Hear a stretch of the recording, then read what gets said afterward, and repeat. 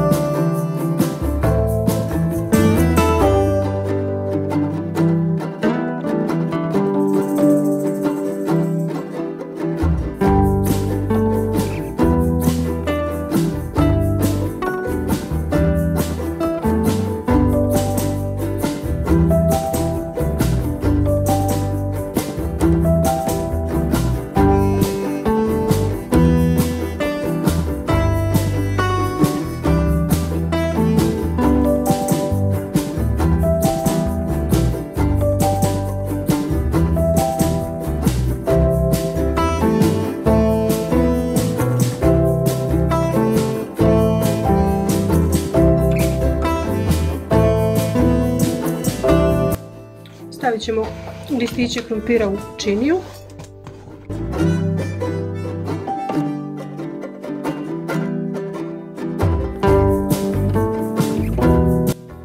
Sipamo otopljeni puter.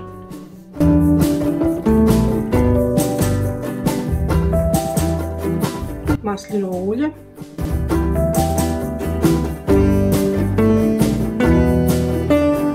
So.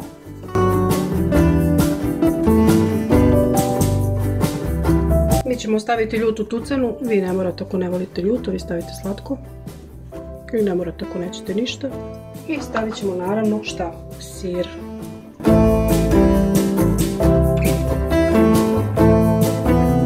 I da začinimo sa malo svežeg ruzmarina.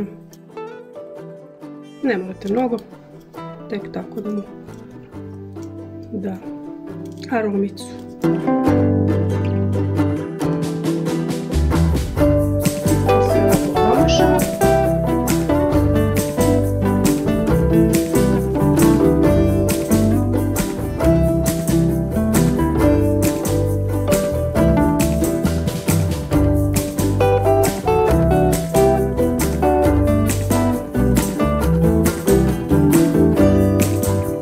Sad ćemo da pravimo zalogajčiće.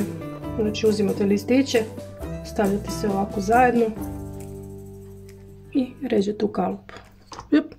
Možete i da bacite ovako kalup.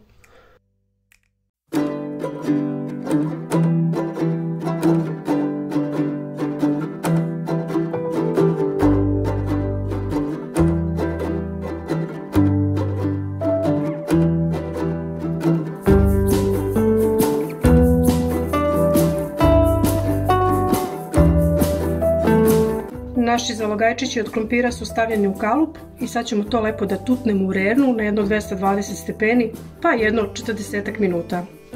Krompirići samo što nisu gotovi.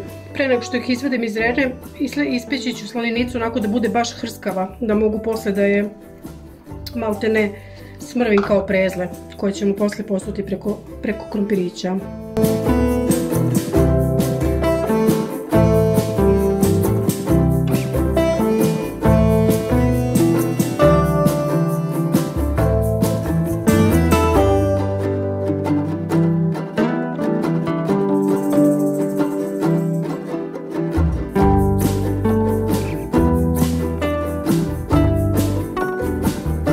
Slaninicu smo reš prepekli, ispekli, da ne kažem kremirali. Sad ću malo sa ovim tučkom da je malo istučem, da je smrvim.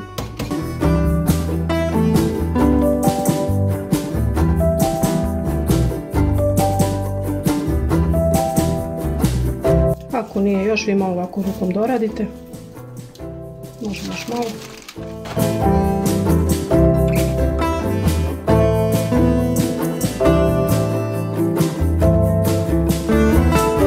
Sad ćemo ove naše krompiriće da upropastimo s ovom slaninicom.